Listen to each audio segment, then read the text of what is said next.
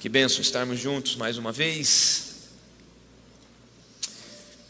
E nós estamos felizes, estamos dando início a mais um módulo da EB, diversos cursos, diversos temas diferentes estão sendo abordados.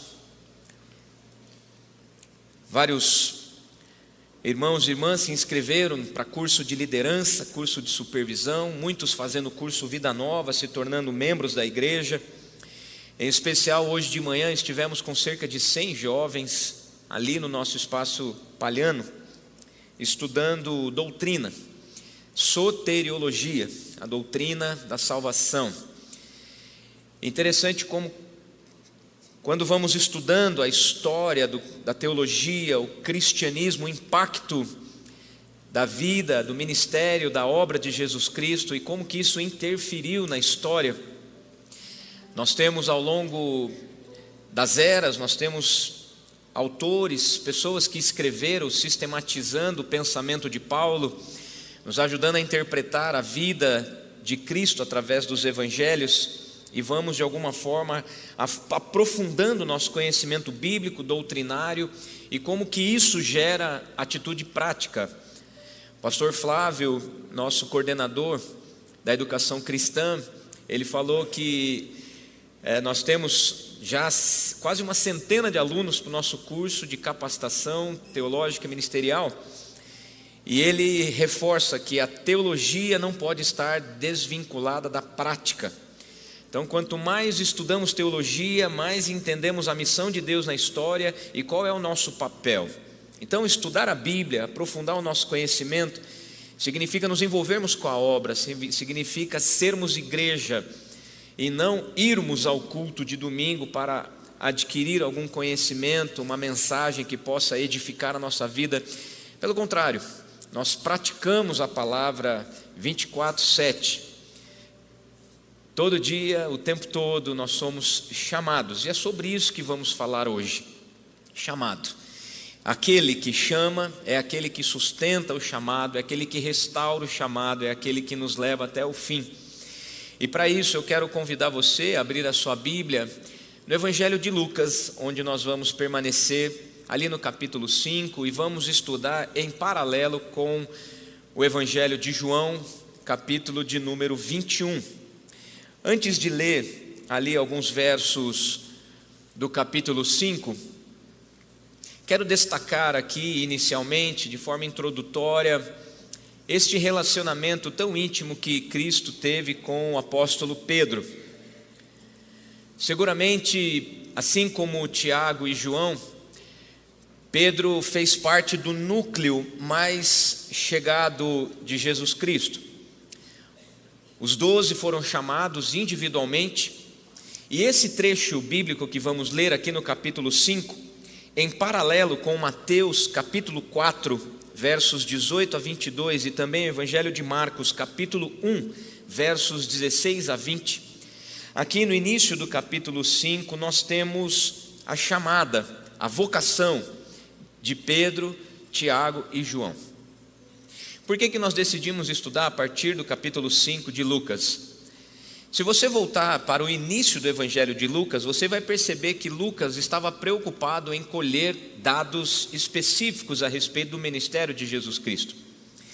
E ali no verso 3 ele vai dizer que após cuidadosa investigação, ele passou a registrar os relatos de acordo com testemunhas oculares. Pessoas que viram, presenciaram o ministério de Jesus Cristo. Aliás, do ponto de vista jurídico, você ter 4 evangelhos, 4 pessoas diferentes afirmando terem visto ou testemunhando ou escrevendo coisas, registrando o que pessoas viram, já é por si mesmo uma comprovação que mostra a veracidade dos fatos. Então não há dúvidas de que Cristo realmente vivenciou essas experiências registradas nos evangelhos. E aqui no capítulo 5, no registro de uma pesca maravilhosa, divina, milagrosa, nós temos esse chamado de Pedro. Por que é importante analisar os textos em paralelos? Porque aqui nós temos detalhes e que nós vamos estudar em poucos minutos, Mas nesse texto nós temos aqui a chamada de Jesus, onde no início do ministério de Jesus, ele chama pessoas para auxiliar no ministério. E aqui, tanto em Lucas 5, quanto Mateus 4, Marcos 1, nós estamos falando do início do ministério de Jesus, onde ele chama pessoas para caminhar com ele.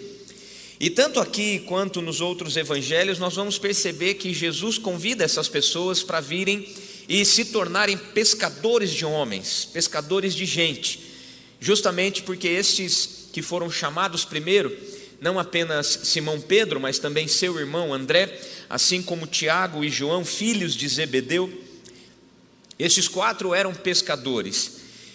E era muito interessante porque foge um pouco do padrão. Os fariseus, os homens, as mulheres, os judeus que esperavam a vinda do Messias, seguramente eles esperavam alguém vindo numa carruagem, um imperador romano, alguém que viesse com poder político, alguém que viesse com autoridade comprovada.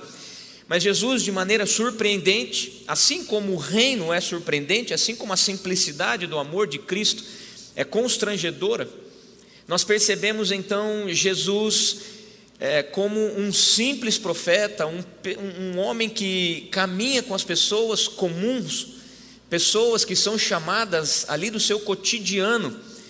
E estes primeiros chamados são então pescadores, e Jesus utiliza essa figura do mar, essa figura da pesca, de forma ilustrativa, para dizer que eu e você somos pessoas comuns, chamadas por Cristo. É Ele quem nos descobre, é Ele quem nos chama, é Ele quem vem em nossa direção para abrir os nossos olhos para a salvação, e junto com a salvação nós somos colocados num caminho de missão. É assim, não dá para a gente desassociar, não dá para separar a salvação e a missão. A chamada de Cristo é para sairmos da morte. Ele nos convoca a sair das trevas, Ele nos chama, como cantamos, tu me chamaste e eu cheguei a viver, eu voltei a viver. Isso é um novo nascimento, quando Jesus chama de forma eficaz, através de uma graça irresistível. Então nós nos apresentamos a Ele como resposta a essa eleição, a essa chamada, e consequentemente nós olhamos para Cristo e olhamos para a obra, e assim como fomos alcançados, também nos tornamos participantes dessa boa obra. E é sobre isso que nós vamos falar, porque como é desafiadora a caminhada com Cristo. Hoje, falando para os jovens a respeito da certeza da salvação que nós temos pela palavra do Senhor, a certeza, a convicção de que aquele que crê em Jesus Cristo está salvo, passou pelo novo nascimento. Não dá para desnascer de novo, não dá para entregar um presente gratuito que Deus nos dá porque nos chama. Então não dá para devolver a salvação porque não é mérito humano, nós não temos responsabilidade neste presente. Mas imediatamente quando os nossos olhos se abrem, então a gente tem a nossa perspectiva humana. Quem sou eu? Quem é o Senhor? E como que nós respondemos de maneira pronta para que outras pessoas também encontrem esta salvação que há em Jesus Cristo. Este amor é eficiente e a obra de Cristo é suficiente. O que Ele fez por nós está feito, e Ele nos chama, e nós então respondemos para viver isso para a sua glória. E é o que acontece aqui na vida de Pedro. Em especial nós vamos analisar este diálogo de Jesus e Pedro, já que depois Pedro passa por uma desilusão. Pedro, assim como eu, um tanto quanto sanguíneo, emocionado, empolgado, se atrapalha nas suas atitudes.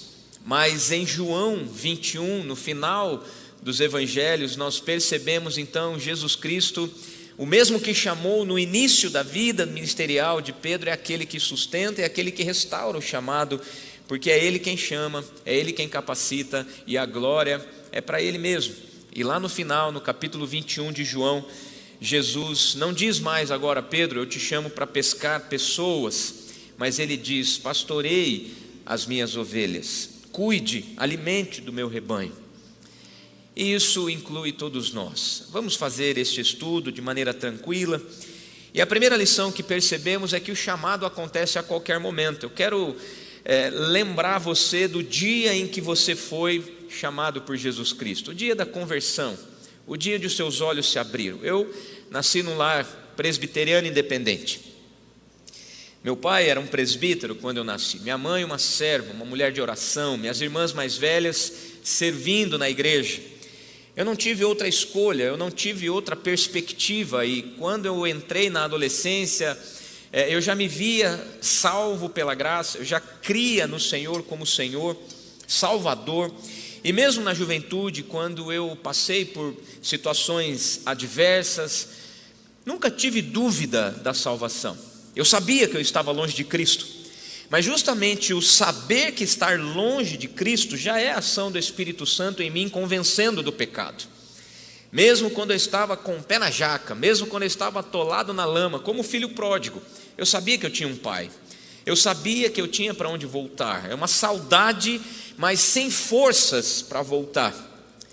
E foi nesse ambiente de universidade, foi esse ambiente de juventude, esse ambiente controverso, onde uma madrugada eu cheguei em casa com um constrangimento diferente, o amor que nos constrange. Eu falei: Senhor, não faz sentido essa minha vida. Eu amo o Senhor, eu amo a igreja, amo servir ao Senhor, mas eu não consigo ficar firme no teu caminho. E parece que os olhos se abriram, e como que o apóstolo Pedro, a qualquer momento, veja como foi a chamada de Pedro. Aconteceu que Jesus, capítulo 5 de Lucas, a partir do verso 1, vamos ler até o verso 3. Jesus estava junto ao lago de Genezaré, que era também conhecido como Mar da Galileia, e a multidão o apertava para ouvir a palavra de Deus. Então ele viu 2 barcos junto à praia do lago. Os pescadores tinham desembarcado e estavam lavando as redes. Entrando num dos barcos, que era o de Simão, Pedro, Jesus pediu-lhe que o afastasse um pouco da praia, e assentando-se do barco, ensinava as multidões. Estava prestes a acontecer algo misterioso, mas também algo intenso na vida de Pedro, que ele não estava sequer pronto para receber. E eu fico me perguntando: quem de nós está pronto para receber o chamado do Senhor?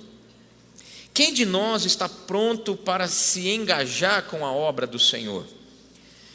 Não sei se os irmãos repararam, mas na chamada do vídeo do pastor Felipe Palhares para os nossos adolescentes, ele disse que Deus está em missão. A missão é de Deus. Há um termo latim que chama missio Dei. A missão é de Deus, a missão é de Cristo. Nós cooperamos, nós respondemos a este chamado. A missão não é minha. Eu não tenho missão, eu não tenho nada para te oferecer senão o amor de Jesus Cristo, pelo mérito dele mesmo. Então não há mérito meu, é a palavra do Senhor que eu quero vivenciar, para que você testemunhe através de mim a obra de Cristo em mim. E foi num dia desses, onde Pedro estava ali fazendo o ordinário, fazendo aquilo que ele sempre fazia, pescando, juntamente com seu irmão André. O outro barco era dos amigos, que eram sócios, os filhos de Zebedeu, Tiago e João. Mas ali nesse contexto, a qualquer momento, você ouve uma chamada. Eu quero lembrar você, porque a Bíblia nos ensina que nós precisamos trazer à memória coisas que nos dão esperança. E o primeiro amor, que o próprio Jesus orienta a igreja do Apocalipse, dizendo: olha, volte ao primeiro amor. Porque quando a gente descobre uma mesa farta, quando a gente descobre uma fonte inesgotável de alimento, de água para a nossa sede, nós então bebemos de forma afoita. Mas com o passar do tempo, parece que a gente vai perdendo a sede, vai perdendo a fome, temos uma mesa posta, mas não reagimos positivamente a ela. Eu quero lembrar você do primeiro amor, eu quero chamar você a voltar às primeiras práticas, quando você realmente fez promessas ao Senhor: eu vou viver para ti, a minha vida pertence ao Senhor. Nós cantamos isso em todos os cultos, nós cantamos o que cremos, nós lemos textos bíblicos porque cremos, e nos oferecemos ao Senhor como culto, como oferta voluntária, porque Ele nos chamou, porque Ele nos amou primeiro. Você foi chamado a uma missão de Deus em andamento. Você deseja fazer parte? A Bíblia diz que imediatamente eles abandonaram tudo: Pedro, André, Tiago e João. E é justamente este Essa é uma segunda lição que aprendemos no texto bíblico. O chamado começa com obediência. Veja, por favor, os versos 4 e 5.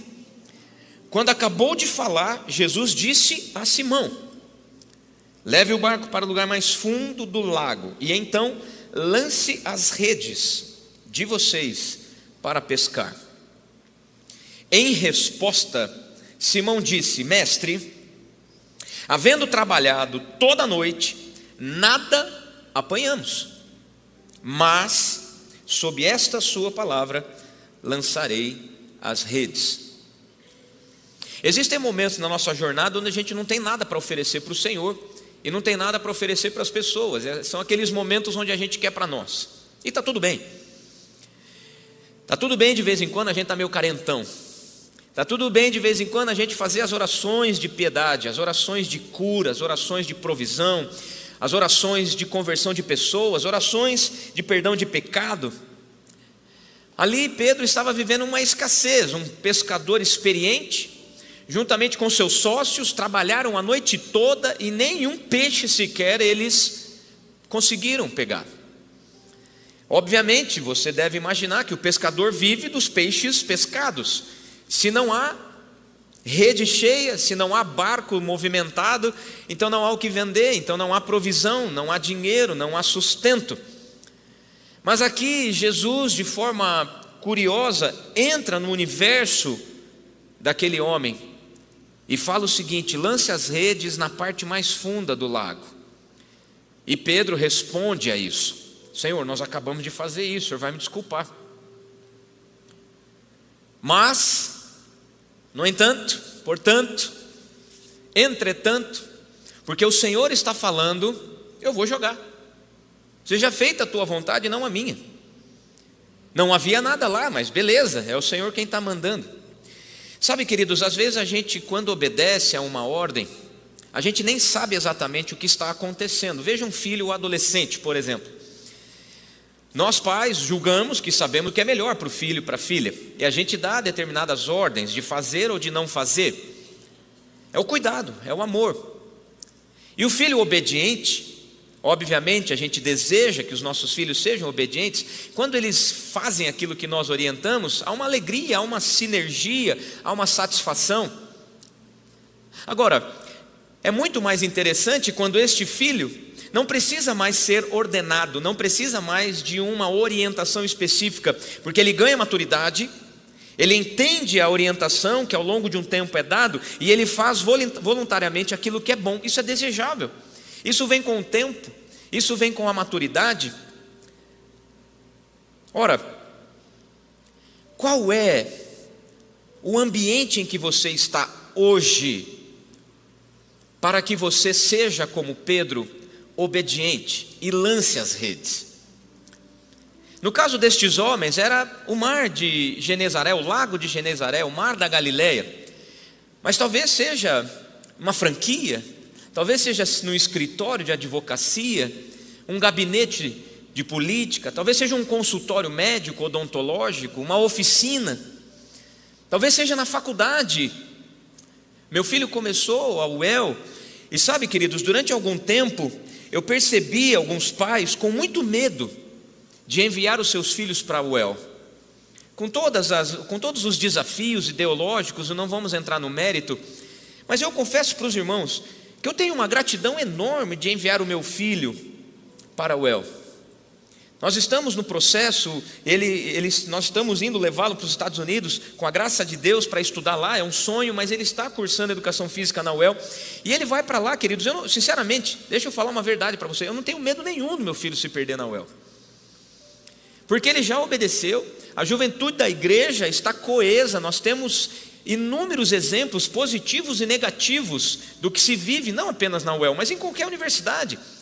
Parece que é a hora do vamos ver, é a hora de testar mesmo se está firme ou se não está.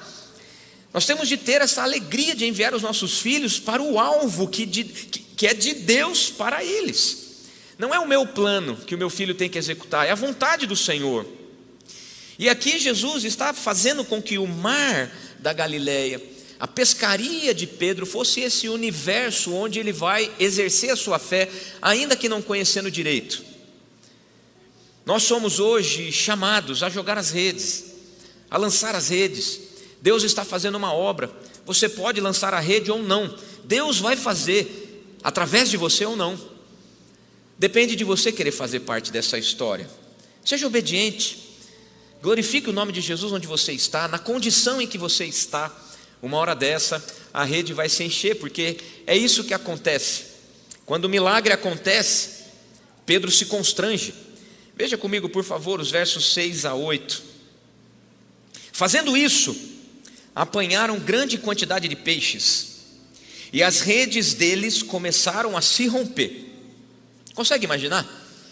Peixes inúmeros, pesados, grandes, intensamente ali, pulando dentro da rede a ponto de começar a romper. Então fizeram sinais aos companheiros do outro barco.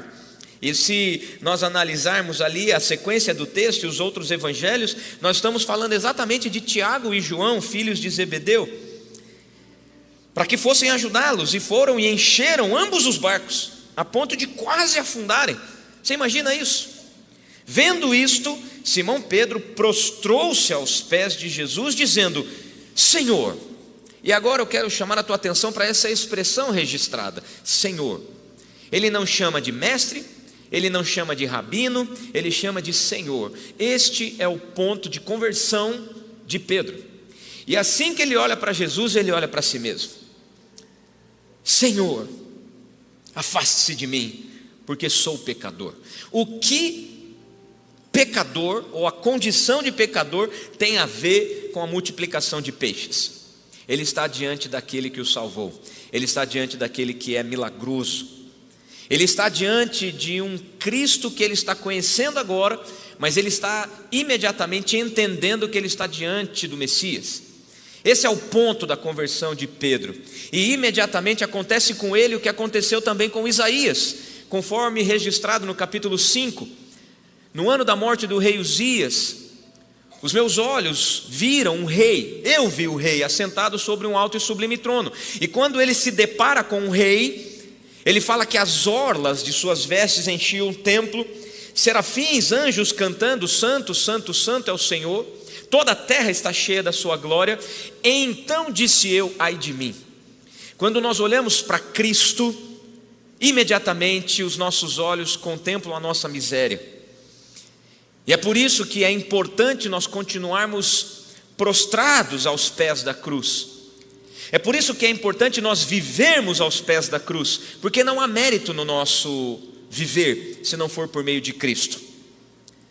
Vamos analisar as nossas lutas, e se nós convidássemos cada um de vocês para aqui falar a respeito da realidade hoje, talvez alguns estejam vivendo um momento de colheita, um momento de alegria, um momento positivo da história, do casamento, das finanças. Mas mesmo estes que estão felizes, têm relatos de lutas atuais, lutas recentes. Por outro lado, outros reconhecem a alegria de alguns momentos, mas pode estar vivendo um momento extremamente desafiador. Quantas pessoas estão em crise financeira, dificuldade para contratar gente, empresários, empreendedores que não estão conseguindo empreender, um ano político com a justiça instável, com guerras acontecendo no mundo inteiro, você concorrendo com China, você concorrendo com gente pela internet. É muito desafiador o cenário. Tem pessoas passando apuro no casamento, na educação dos filhos, na saúde pessoal. Pessoas neste momento lutando contra câncer, lutando contra doenças violentas. Mas quando nós olhamos para Jesus, as coisas começam a fazer sentido. Senhor, afaste-se de mim. Mas perceba que Jesus se aproximou de Pedro. Foi Jesus que foi até Pedro, assim como é Jesus que vai até você. Não há responsabilidade humana nisso. Nós reagimos ao chamado de Cristo. Quando Ele vem em nossa direção e Ele fala assim: ó, joga a rede ali, eu tenho provisão para você. Não é do jeito que você imagina, não é do jeito que você gostaria, mas eu sei o que eu estou fazendo, eu sou o Senhor. E aí então os nossos olhos se abrem. Pedro se depara com aquela grandeza de peixes, aquela quantidade enorme, redes quase se rompendo, e de repente ele fala: Senhor, quem é você? O que você viu em mim? Afaste-se de mim, eu sou pecador. Essa é a nossa condição. Versos 9 a 11, imediatamente após a conversão, após reconhecer Cristo como Senhor, o Kyrios, essa é a palavra utilizada por Pedro, versos 9 a 11. Pois à vista da pesca que fizeram, a admiração se apoderou dele e de todos os seus companheiros, bem como de Tiago e João, filhos de Zebedeu, que eram seus sócios. Então Jesus disse a Simão: não tenha medo, de agora em diante você será pescador de gente. E arrastando eles os barcos para a praia, deixaram tudo e o seguiram. Deixaram os barcos, deixaram o pai, deixaram os peixes e começaram a seguir a Jesus Cristo. Sabe, eu não estou pedindo para você largar a sua vocação, pelo contrário, estou convidando você a seguir incondicionalmente a Jesus Cristo, através da tua vocação. A minha vocação é servir ao Senhor em tempo integral. Eu já faço isso talvez a vida inteira. Lembro-me quando neste palco, neste altar, muitos vão se lembrar, primeiro Kyrios Music, 7 de fevereiro de 1994. Naquele dia eu estava fazendo 15 anos de idade. Nós tocamos aqui, eu preguei pela primeira vez no altar, Espaço Esperança lotado, eu não tinha a menor ideia do que estava acontecendo, mas o Senhor já estava me chamando, o Senhor já estava me levantando. Assim como você, no dia em que Jesus te chamou, você se constrange: Senhor, quem sou eu? O que eu estou fazendo? Mas o meu convite hoje é para você largar tudo e imediatamente seguir a Jesus Cristo. Traga consigo as suas lutas, traga consigo suas questões, suas dúvidas, seu passado. Percebe aqui, não há nenhuma menção a respeito do passado de Pedro, de Tiago e de João, porque quando Cristo entra na história, Ele já anulou o passado, Ele já perdoou os pecados que ficaram para trás. Então não importa quem você foi até aqui, quem você foi antes de Jesus Cristo, importa quem Ele vai fazer com que você seja após Ele. Isso é o mais importante. Isso é o mais importante, esse é o caminho da missão, esse é o caminho. E o que Jesus disse a Pedro é o que Ele diz a nós nessa hora: não tenha medo, porque a partir de agora eu vou fazer você se tornar um pescador de pessoas. E isso é um privilégio.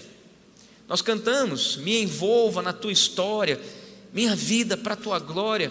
Que bom se envolver na história do Senhor. Que bom saber que tem pessoas assentadas aqui que foi fruto da tua evangelização, fruto do teu discipulado, fruto de um teu testemunho, pessoas que vieram a Cristo porque você testemunhou, porque você conduziu. E imediatamente Pedro foi, assim como eu convido você a imediatamente ir, fazer o que precisa ser feito. A grande questão é que todos passamos por processos, e processo nem sempre é bom. O deserto não é bom, a luta não é boa, a queda moral, a decisão voluntária, deliberada de fazer aquilo que é contrário à vontade do Senhor, às vezes faz a gente voltar no início, e às vezes até para o negativo do chamado, e a gente acha que não merece mais, a gente acha que Jesus não nos ama mais.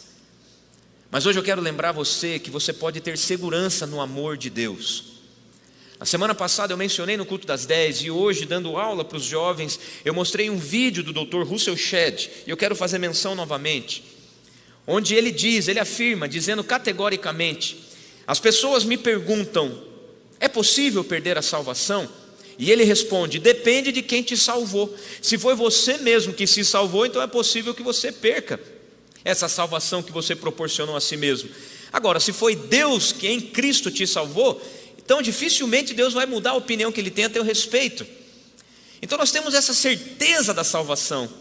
Capítulo 6 de João, verso 37, Jesus afirmando: todo aquele que o Pai me dá, este virá a mim, e o que vem a mim, de maneira nenhuma eu lançarei fora. João capítulo 10, Jesus fala: eu sou o bom pastor que dá a vida pelas ovelhas, eu conheço as minhas ovelhas, elas ouvem a minha voz, e ninguém pode arrebatá-las da minha mão. Ninguém, nenhum processo humano é capaz de tirar a nossa vida de Jesus Cristo, nem a morte, nem a vida, como diz Romanos 8, de 28 até o 33, nós percebemos que absolutamente nada pode nos separar do amor de Cristo, do amor de Deus que está em Cristo Jesus. Ele te ama. Não importa se às vezes você tem vontade de fazer aquilo que você fazia no passado antes dele. Aconteceu isso com Pedro. Ele foi o cara que viu tudo aos pés de Jesus. Ele foi a pessoa que teve proximidade no ministério de Cristo.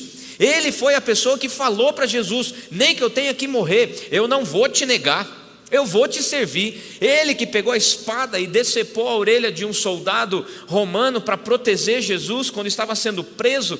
Foi este homem impetuoso, sanguíneo, emocionado, empolgado, que falou assim: nada pode me separar do Senhor. Mas ele se separou, e na hora da luta ele negou a Cristo 3 vezes na noite em que Jesus estava sendo preso. Só que a Bíblia fala que Jesus olhou para Pedro.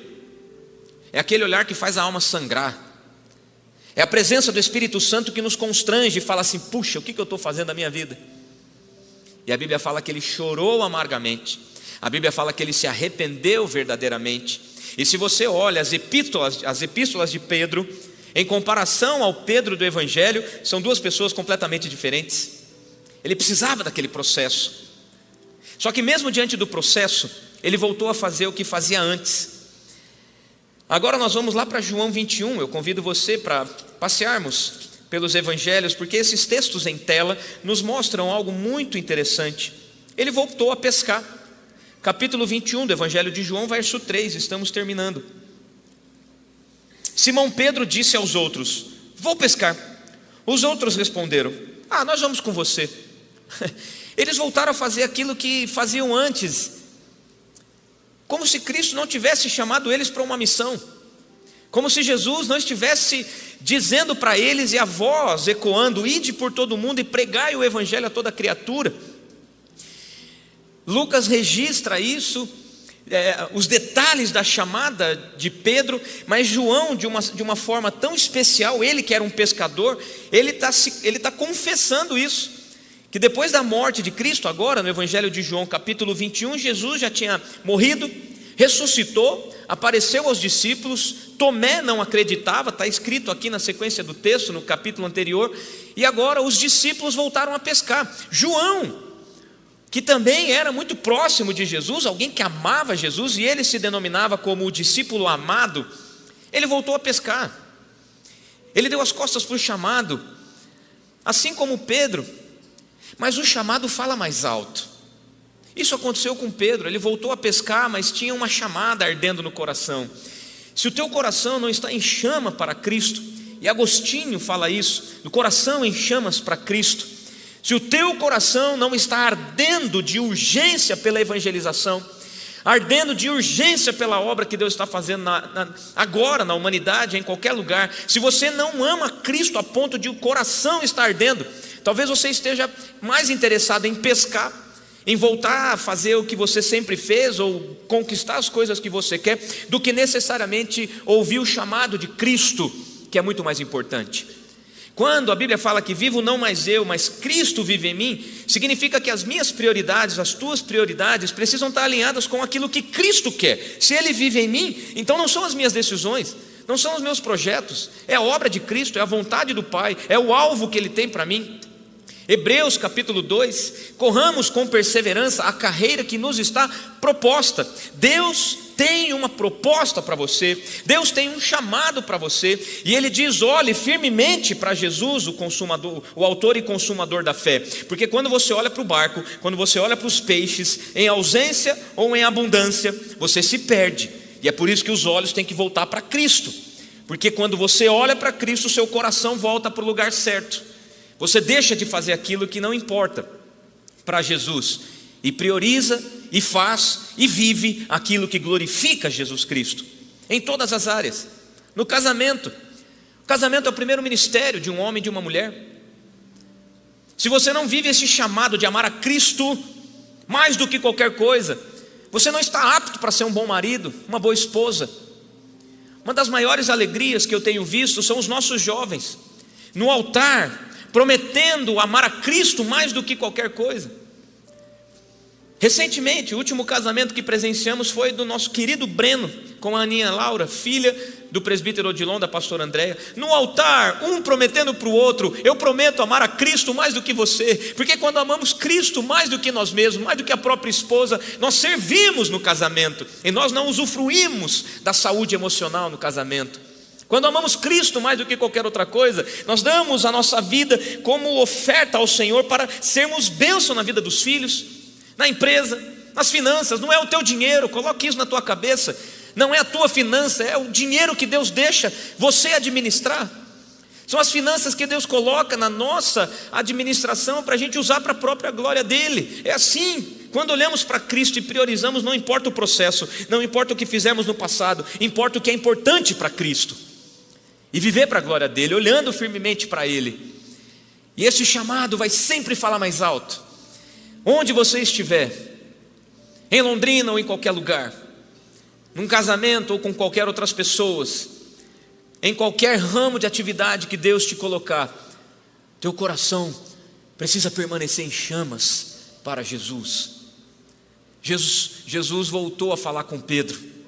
Ele estava pescando, sem roupa. De repente, acontece o mesmo padrão.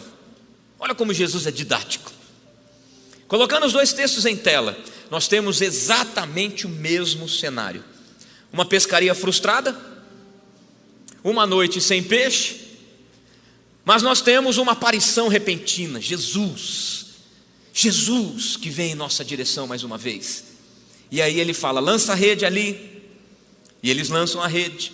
E ao lançar a rede e perceber o milagre da provisão, eles falam: é Jesus. O que nós estamos fazendo? E mais uma vez temos uma pesca milagrosa. E quando eles saem ali com o barco cheio, Jesus já está assando um pãozinho, um peixinho para eles. Vem cá, deixa eu alimentar vocês. Vocês se perderam, né? Vocês se perderam no chamado, vocês se extraviaram no processo, na caminhada. Mas deixa eu restaurar o ministério de vocês. Deixa eu fazer com vocês o que eu vou fazer com as ovelhas da casa de Israel, com todos os filhos de Deus na história. E aí então Jesus olha para Pedro e fala: Pedro, você me ama? E não vamos nem entrar no mérito da exegese desse texto, que é muito profunda e muito rica, mas tem um trocadilho aqui do grego a respeito do amor. No final das contas, Pedro se constrange, porque diante das 3 vezes que ele nega Jesus, e Jesus olha para ele, agora Jesus pergunta 3 vezes a mesma coisa: Pedro, você me ama? E Pedro, de forma constrangida, emocionado, Pedro continua emocionado, continua pescador, mas ele fala: Senhor, tu sabes que eu te amo, mas esse é o meu jeitão, me perdoa, Jesus. Mas Jesus de forma tão solene, de forma tão amigável, de forma tão branda, serena, leve, como a vida cristã precisa ser, ele fala: então cuida das minhas ovelhas, cuide de você mesmo. Vamos juntos cuidar das ovelhas perdidas. Vamos juntos encontrar as ovelhas perdidas, a 100ª ovelha. Vamos juntos fazer uma obra de cuidar, de apacentar, de alimentar essas pessoas que estão por aí. E Pedro é restaurado no ministério, justamente porque Jesus é aquele que chama, sustenta, restaura. A obra é dele. Ele começou, ele é fiel para completá-la. Filipenses capítulo 1, verso 6. Estou certo de que aquele que começou a boa obra em vocês há de completá-la até o dia de Cristo Jesus. Quando o apóstolo Paulo fala isso para mim e para você, ele está falando de Pedro, ele está falando de Tiago e João, ele está falando de Tomé, ele está falando de pessoas simples que passam por processos o tempo todo, mas ainda assim, com as nossas limitações, porque ele nos conhece, ele olha para mim e para você e diz: eu comecei uma obra através de você, eu vou completá-la. Vamos juntos? Fica firme, não desista. Eu estou aqui para mais uma vez chamar a tua atenção, porque Jesus é quem te chama. Ele te chama para a salvação. E uma vez que você está salvo, você é como alguém que está num barco à deriva, e você sabe onde tem bote salva-vida à vontade, e você salva as pessoas através do teu testemunho, e você lança o bote dessa zona de conforto, de vir à igreja no domingo. Envolva-se numa célula, prega o evangelho no trabalho. Não importe o processo, não importe as tuas limitações. Talvez você esteja tentado a dizer como Pedro: Senhor, afaste-se de mim. Mas Pedro ouviu da boca de Cristo o que você vai ouvir agora. Não tenha medo, Ele te chamou, apacente as ovelhas de Jesus Cristo. Qual é a tua resposta para isso? Feche os teus olhos, por favor. Ah, Senhor, tua palavra nos constrange. Tua palavra nessa hora tira a gente da zona de conforto. Mas louvado seja o Senhor por esta palavra. Talvez alguém aqui estivesse ajudando a si mesmo, procurando, buscando uma palavra de alento, de consolo, de conforto, e de repente uma palavra desafiadora. Mas Pai, é na jornada que somos nutridos, é na caminhada que somos satisfeitos, é servindo a Cristo que temos plenitude. Ajuda-nos a entender isso, Pai. Existem pessoas muito pobres que não se sentem plenas. Existem pessoas muito ricas que também não se sentem plenas, porque não é o dinheiro ou a falta dele que traz plenitude, é Jesus Cristo que traz. É servir a Cristo que traz essa ideia de completude, de propósito. Então alinha a nossa vida com aquilo que o Senhor tem para fazer nesta hora. Por favor, meu Pai, leva-nos mais uma vez aos pés da cruz. Leva-nos, Senhor, a um estado de choro, de constrangimento, de arrependimento, para que nós sejamos alinhados com o Teu propósito. Convido você a colocar-se em pé para nós adorarmos o Senhor com essa canção. E à medida em que você vai cantando, posicione-se como que prostrado aos pés da cruz. Talvez você tenha vontade de chorar, talvez você tenha vontade de se ajoelhar, ou talvez você queira mais uma vez se posicionar mentalmente, emocionalmente, espiritualmente. Mas coloque diante de Cristo mais uma vez nessa hora e pergunte a Ele: Cristo, o que Tu tens para mim? Ele vai dizer mansamente: apacente as minhas ovelhas.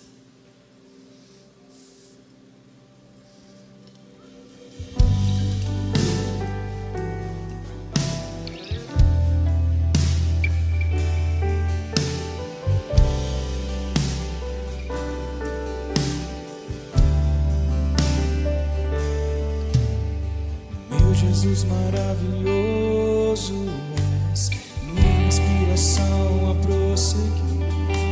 E mesmo quando tudo não vai bem, eu continuo olhando para Ti, pois sei que Tu tens o melhor para mim. Há um segredo no Teu coração, ó, dá-me forças para continuar, guardando a promessa em oração.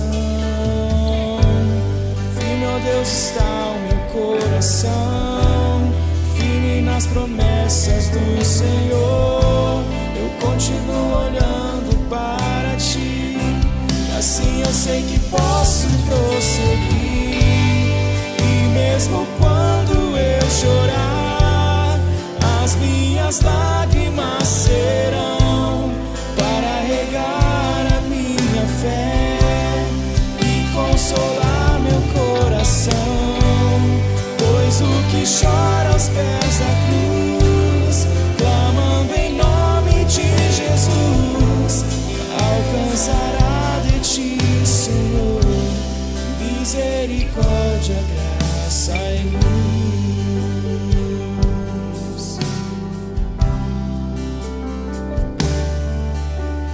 Grande amor não cessa, eterno e não tem fim. Quão grande és Tu, Senhor, quão grande és pra mim. Tua graça é o meu refúgio, descanso no Teu poder.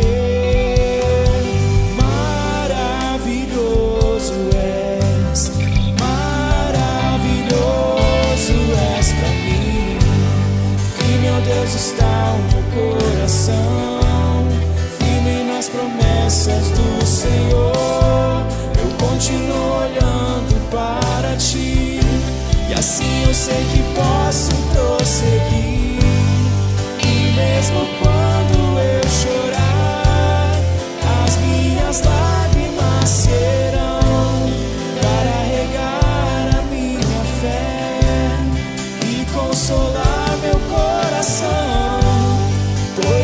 chora aos pés da cruz, clamando em nome de Jesus, alcançará de ti, Senhor, misericórdia, graça e luz. Aleluia. Sim, Senhor, nós declaramos isso nessa hora. Nós estamos firmes no Senhor, apesar de alguns processos dolorosos, apesar de momentos desafiadores, inexplicáveis, momentos que nos pegam de surpresa. Eis, aqui está mais uma vez o nosso coração. Descansamos em Ti, cremos na Tua boa obra que começou, e o Senhor é fiel para completá-la. Pai, ajuda-nos a completar a carreira que nos está proposta. Ajude-nos, Senhor, a guardar a fé, guardar o coração e servir ao Senhor incondicionalmente, em todas as áreas da vida, não uma ou outra, em todas. Ajuda-nos, Senhor, a olhar para Jesus Cristo como aquele que sustenta a nossa fé. Ele é a nossa fonte. Jesus é o centro da caminhada. É quando olhamos para Ele, é quando obedecemos à vontade dEle, é quando somos nutridos, é quando somos supridos, é quando a mesa é posta e nós nos alimentamos para satisfazer tudo aquilo que precisamos em nós. Jesus é a nossa saciedade. Ajuda-nos, Senhor, renova o chamado do Teu povo hoje. Ajuda-nos, Senhor, a entendermos a urgência da evangelização. Há uma missão em andamento. O Senhor está convertendo pessoas neste momento, aqui, na nossa família, em Londrina, no Brasil e no mundo. Ajuda-nos, Senhor, a sermos participantes dessa obra, a nos envolvermos com o pecador, para trazê-lo ao arrependimento, para mostrar a Tua luz, mas mostrar e demonstrar e testemunhar o poder daquilo que nós estamos vivendo. Ajuda-nos, Senhor, a mantermos o nosso coração em chamas. Por isso mesmo, Pai, abençoe o casamento, abençoe as finanças, abençoe a saúde, abençoe a educação dos filhos, abençoe no trabalho, os desafios ali no escritório com a equipe, abençoe na faculdade, na escola, abençoe no relacionamento com os vizinhos. Quantas coisas, ó Pai, estão ao nosso redor, mas nós declaramos que o nosso coração está firme, firme. Nós não vamos nos abalar. Jesus é a rocha, Ele é o fundamento. Quando estamos nele, nada pode nos abalar. Por isso podemos cantar que firme está o nosso coração. Firme, ó Deus, está o meu coração, firme nas promessas do Senhor. Eu continuo olhando para Ti, e assim eu sei que posso prosseguir. E mesmo quando eu chorar, as minhas lágrimas serão para regar a minha fé e consolar meu coração. Pois o que chora aos pés da cruz, clamando em nome de Jesus, alcançará de Ti, Senhor, misericórdia, graça e luz. Aleluia. Estenda suas mãos. Que a maravilhosa graça, irresistível, poderosa graça de Jesus esteja sobre a tua vida. Mais uma vez, que você ouça o Mestre dizendo: não tenha medo, eu vou fazer de você um grande pescador de gente. Que o amor de Deus nos constranja a tal ponto que nós possamos pastorear as ovelhas de Cristo em resposta a este amor. E que o poder, a consolação e a comunhão do Espírito Santo mantenha o nosso coração em chamas, para que o mundo creia, através de mim, através de você, através da igreja de Jesus Cristo sobre a face da terra, que o mundo creia que Jesus é Senhor, hoje e para sempre. Amém. Louvado seja o Senhor. Dê um abraço forte quem está ao seu lado.